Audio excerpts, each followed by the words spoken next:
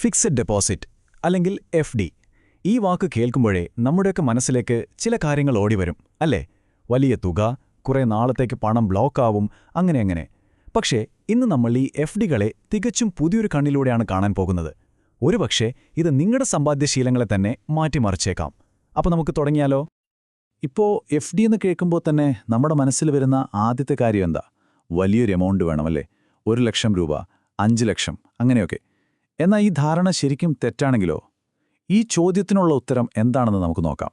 കേൾക്കുമ്പോൾ നിങ്ങൾ ശരിക്കും അത്ഭുതപ്പെടും. ശരി, അപ്പോൾ നമുക്ക് കാര്യത്തിലേക്ക് കിടക്കാം. ആദ്യം തന്നെ നമ്മുടെ ചിന്താഗതിയിലൊരു മാറ്റം വരുത്താം. FDകളെക്കുറിച്ചുള്ള നമ്മുടെ പഴയ ധാരണകളും ഇന്നത്തെ പുതിയ യാഥാർത്ഥ്യവും തമ്മിൽ എന്തുമാത്രം വ്യത്യാസമുണ്ടെന്ന് നമുക്കൊന്ന് നോക്കാം. പണ്ടൊക്കെ ഒരു FD തുടങ്ങണമെങ്കിൽ കുറഞ്ഞതൊരു 50,000 രൂപയെങ്കിലും വേണമായിരുന്നു. അതും 1-2 വർഷത്തേക്ക് ലോക്ക് ചെയ്യണം. എന്നാൽ ഇപ്പോഴോ കഥ ആകെ മാറി. വെറും 1000 രൂപ മതി. വേണമെങ്കിൽ 7 ദിവസത്തേക്ക് വരെ നമുക്കൊരു FD തുടങ്ങാം. ഇനി ഏറ്റവും വലിയ മാറ്റം എന്താണെന്നറിയുമോ? ഇതിനൊന്നും വേണ്ടി നമ്മൾ ബാങ്കിൽ ക്യൂ നിൽക്കുകയേ വേണ്ട. എല്ലാം നമ്മുടെ ഫോണിൽ വിരൽ തുമ്പിൽ നടക്കും. അപ്പോൾ കണ്ടില്ലേ, ശരിക്കുള്ള പ്രശ്നം നമ്മുടെ കയ്യിൽ പണമില്ലാത്തതല്ല, നമ്മുടെ പഴയ ചിന്താഗതികളാണ്. FD എന്നൊക്കെ പറയുന്നത് വലിയ പണക്കാർക്ക് മാത്രമുള്ളതാണെന്ന് ആ ഒരു ചിന്ത നമ്മൾ മാറ്റിവെച്ചാൽ മാത്രം മതി. സമ്പാദ്യത്തിലേക്കുള്ള പുതിയൊരു വാതിൽ നമുക്ക് മുന്നിൽ തുറന്നു കിട്ടും. അപ്പോൾ സ്വാഭാവികമായും ഒരു ചോദ്യം വരും, ഈ പഴയ രീതികളൊക്കെ എങ്ങനെയാണ് ഇത്ര പെട്ടെന്ന് മാറിയത്? ഉത്തരം വളരെ സിമ്പിളാണ്. ടെക്നോളജി, ആധുനിക ബാങ്കിംഗ്. ഇന്ന് നിക്ഷേപം എന്ന് പറയുന്നത് നമ്മുടെ വിരൽത്തുമ്പിലാണ്. അതെങ്ങനെയെന്ന് നമുക്ക് വിശദമായി നോക്കാം. ഈ നിക്ഷേപം തുടങ്ങാൻ വേണ്ട ആ മാന്ത്രിക ഉപകരണം വേറൊരിടത്തുമല്ല, നമ്മുടെയെല്ലാം പോക്കറ്റിലുണ്ട്. അതെ, ഞാൻ പറയുന്നത് നമ്മുടെ സ്മാർട്ട് ഫോണിനെക്കുറിച്ചാണ്. അതിലെ മൊബൈൽ ബാങ്കിംഗ് ആപ്പ്. അത് തന്നെ ധാരാളം. അത്രയുള്ളൂ കാര്യം. നോക്കൂ, ഇത് ചെയ്യാൻ വെറും 4 സ്റ്റെപ്പുകളേ ഉള്ളൂ. നിങ്ങളുടെ ബാങ്കിന്റെ ആപ്പിൽ കയറുക, ഓപ്പൺ ഫിക്സ്ഡ് ഡെപ്പോസിറ്റ് എന്ന ഓപ്ഷൻ എടുക്കുക, എത്ര രൂപ എത്ര നാളത്തേക്ക് എന്ന് ടൈപ്പ് ചെയ്യുക, ഒന്ന് കൺഫേം ചെയ്യുക. കഴിഞ്ഞു. നിമിഷനേരം കൊണ്ട് നിങ്ങളുടെ പേരിൽ ഒരു പുതിയ നിക്ഷേപം റെഡി. സിമ്പിളല്ലേ? ശരി, അപ്പോൾ നമുക്കിത് എങ്ങനെ തുടങ്ങാമെന്ന് മനസ്സിലായി. ഇനി നമ്മളിതിലെ ഏറ്റവും പ്രധാനപ്പെട്ട ഒരു ഭാഗത്തേക്കാണ് കടക്കുന്നത്. എങ്ങനെയാണ് ഈ ചെറിയ തുകകൾ കൊണ്ട് നമുക്ക് വലിയ നേട്ടങ്ങൾ ഉണ്ടാക്കാൻ കഴിയുന്നത്? ഇതിന് പിന്നിലെ ആ മാജിക് എന്താണെന്ന് നോക്കാം. നമ്മളെല്ലാവരും ചെറുപ്പം മുതലേ കേൾക്കുന്ന ഒന്നാണിത്: പല തുള്ളി പെരുവെള്ളം. നമ്മുടെ ഈ നിക്ഷേപതന്ത്രത്തിൻ്റെയും ഏറ്റവും വലിയ അടിസ്ഥാനം ഈ ഒരു ആശയം തന്നെയാണ്.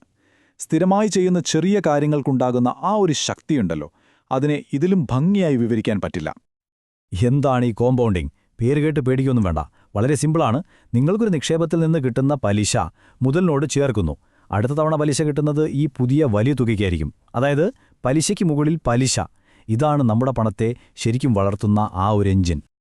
പക്ഷേ ഇവിടെയാണ് നമ്മൾ ഏറ്റവും കൂടുതൽ ശ്രദ്ധിക്കേണ്ട ഒരു കാര്യം വരുന്നത്.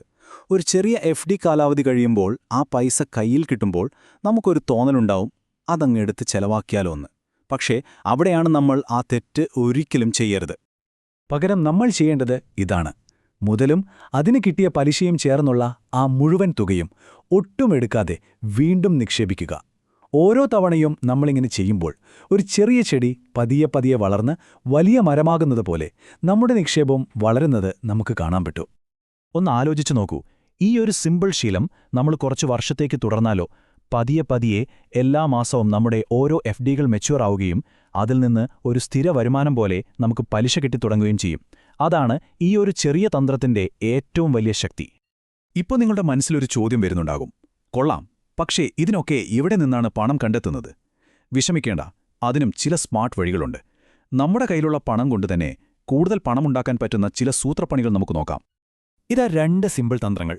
ഒന്നാമത്തേത്, നമ്മുടെയെല്ലാം സേവിങ്സ് അക്കൗണ്ടിൽ വെറുതെ കുറച്ച് പണം കിടക്കുന്നുണ്ടാവുമല്ലോ, അത് ചുരുങ്ങിയ കാലത്തേക്ക് ഒരു 7-15 ദിവസത്തേക്ക് ഒരു FDയിലേക്ക് മാറ്റുക.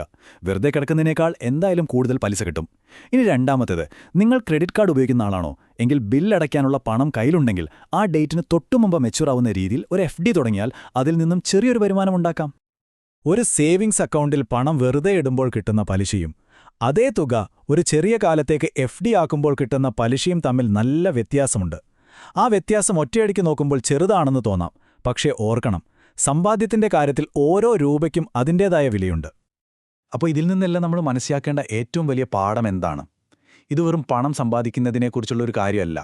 അതിനേക്കാൾ ഉപരി ശക്തമായ ഒരു സാമ്പത്തിക ശീലം, ഒരു ഫിനാൻഷ്യൽ ഡിസിപ്ലിൻ നമ്മൾ വളർത്തിയെടുക്കുകയാണ്. കാരണം ആ അച്ചടക്കമാണ് നമ്മുടെ ജീവിതത്തിലെ ഏറ്റവും വലിയ സമ്പാദ്യം. അപ്പോൾ ഈ ചോദ്യം നേരെ നിങ്ങളോടാണ്.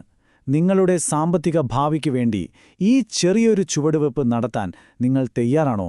ഓർക്കുക, വലിയ സാമ്പത്തിക ലക്ഷ്യങ്ങളിലേക്കുള്ള നമ്മുടെ യാത്ര തുടങ്ങുന്നത് ഒരുപക്ഷേ നമ്മുടെ ഫോണിലെ ഒരു ചെറിയ ക്ലിക്കിൽ നിന്നാകാം. അപ്പോൾ ആ ആദ്യത്തെ ചുവട് ഇന്ന് തന്നെ വെച്ചാലോ?